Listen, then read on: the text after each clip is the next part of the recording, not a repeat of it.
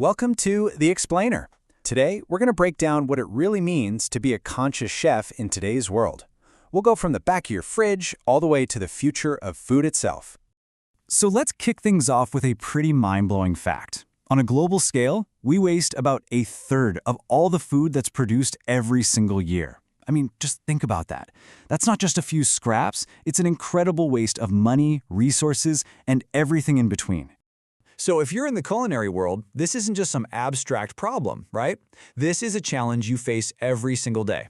The real question is, how do you, in your kitchen, actually push back against a problem this big? All right, here's our roadmap for today. We're going to start by unpacking the problem with waste, the hidden enemy. Then we'll get practical and talk solutions in the smart kitchen. From there, we'll zoom out to sourcing with From Farm to Table, tackle that big debate over GMOs versus organics, and then wrap it all up with how to make the conscious choice. So, first things first, we have to understand what we're actually up against. And trust me, it's a whole lot more than just what ends up in the bin. And wow, this really puts it all into perspective, doesn't it? You've got three huge pieces to this puzzle. First, there's the economic hit. You're literally throwing 4 to 10% of your food budget straight into the trash. Then there's the environmental cost. All that food rotting in landfills pumps out methane gas. And finally, you have the ethical issue, which is just gut-wrenching. We're wasting mountains of food in a world where people are still going hungry. Okay, so we've seen the problem. Now for the good part, the solutions. This next section, the Smart Kitchen, is all about powerful, hands-on strategies you can start using like tomorrow. FIFO. This is it, the golden rule, the absolute bedrock of any kitchen that's serious about waste. First in, first out. It sounds almost too simple, but getting this right, it's a total game changer. And here's how that dance works in the real world. It's such a simple flow. New stuff comes in, it goes to the back. That pushes the older stuff to the front where you grab it first. Slap a date on everything. That simple discipline can wipe out a huge amount of spoilage. Okay, and this is where things get really fun. This is where the true creativity of a chef shines. A smart chef doesn't see potato peels as trash, they see crispy chips. Those broccoli stems aren't waste, they're the heart of an amazing risotto. This isn't just about being noble, it's about getting every last drop of value out of the ingredients you paid for. But it doesn't stop there. A truly smart kitchen is a whole ecosystem. You're dialing in your portion sizes, you're designing menus where ingredients get used in multiple dishes, and you're making sure every single person on your crew is on board with the mission. All right, so we've got our house in order, right? The kitchen's running like a well-oiled machine. Now, let's swing open that back door and take a look at where our food is actually coming from.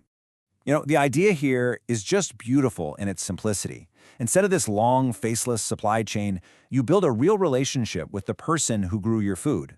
Your menu starts to follow the rhythm of the seasons, not a global shipping calendar. And look at this. This chart just nails it. This is so much more than a feel-good story. It's a brilliant business model where everybody wins. The restaurant gets incredible flavor, the farmer gets a fair deal, and the planet gets a break with a smaller carbon footprint. It's a win-win-win.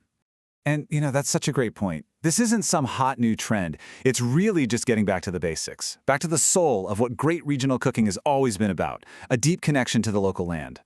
Okay, deep breath. We're about to shift gears and dive into probably the most heated debate in the entire food world.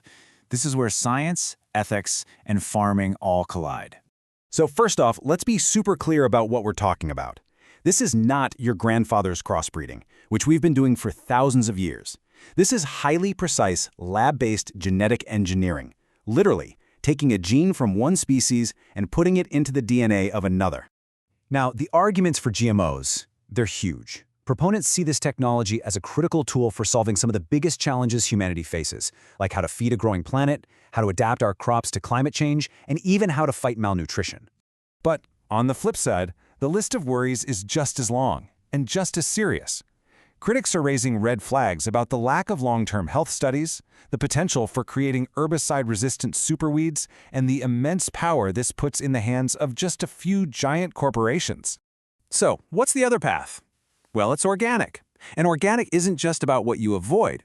It's a proactive approach that's all about working with nature, using things like compost and crop rotation to build a healthy, resilient farm.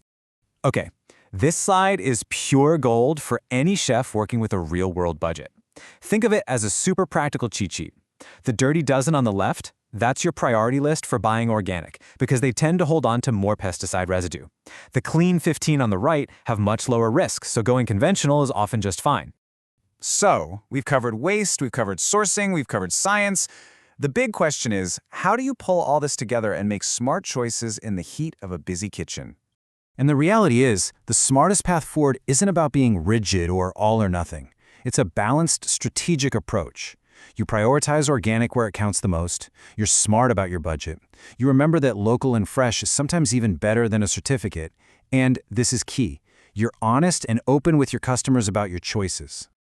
Now here's a key piece of info, especially for those of you in Italy or most of the EU. The law actually makes one of these big decisions for you. If you're sourcing locally, you are sourcing GMO-free, period. And that simplifies things a lot. And that really brings us to the heart of it all, doesn't it? It leaves us with this one big question to think about.